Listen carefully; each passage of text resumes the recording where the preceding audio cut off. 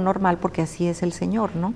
Sin embargo, en la medida que se va concientizando a la sociedad de los derechos humanos que las mujeres también tenemos y de que somos seres que nacemos libres y que nadie tiene por qué decidir sobre nuestras vidas ni nuestros cuerpos, pues poco a poco empieza una especie de, yo diría, de guerra, ¿no? Porque se empieza a quitar privilegios al género masculino y se empieza a legislar, en donde la violencia contra las mujeres, incluso hacia sus mujeres, lo entrecomillo, empieza a ser delito.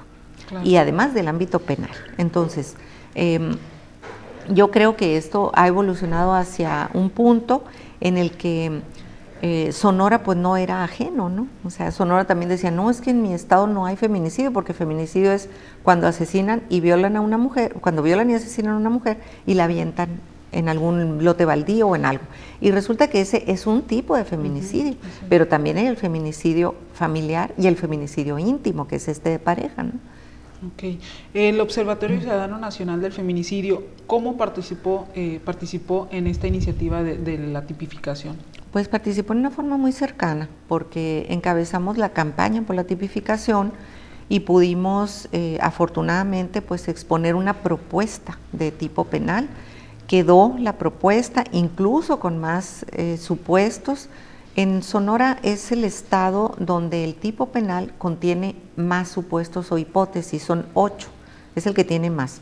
Inclusive tiene algunos como el que justamente se encuentra lo último, el número 8, que es el que se toma en cuenta el estado de indefensión que podría haber tenido una mujer porque vive sola, porque vive apartada en un rancho, porque no tenía forma de comunicarse, porque tenía algún problema de movimiento o una discapacidad, en fin.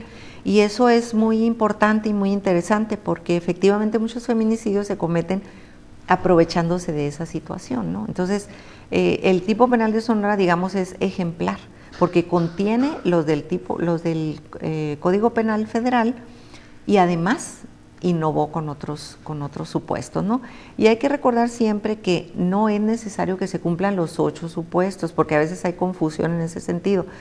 Con una sola de estas razones, supuestos o hipótesis que contiene de las 8, acredita el feminicidio, ¿no? Ok, de acuerdo.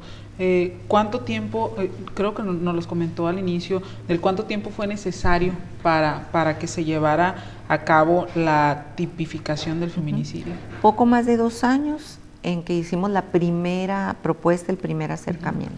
Ok, entonces son 2 años y pasadito. En agosto nosotras cumplimos los 2 años, agosto de 2013, y se tipificó. En octubre se vota.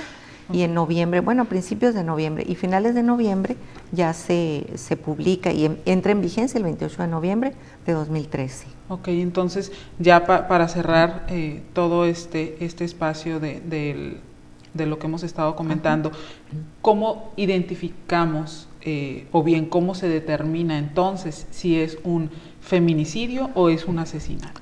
Bueno, es muy importante aclarar que, o sea, la población, digamos, civil o común y corriente como yo, por ejemplo, o como tú, no somos quienes tenemos que determinar, ¿no? O sea, esa palabra es muy fuerte, o sea, determinar, ¿no? Pero sí estamos nosotros para observar y vigilar que quienes sí lo tienen que hacer, como son las autoridades procuradoras de justicia, pues investiguen debidamente y de acuerdo a la legislación para que efectivamente puedan determinar si es o no un feminicidio. Sin embargo, ¿cómo podemos darnos cuenta si estamos frente a la posibilidad de un feminicidio? Pues si se cumple alguno de los 8 supuestos.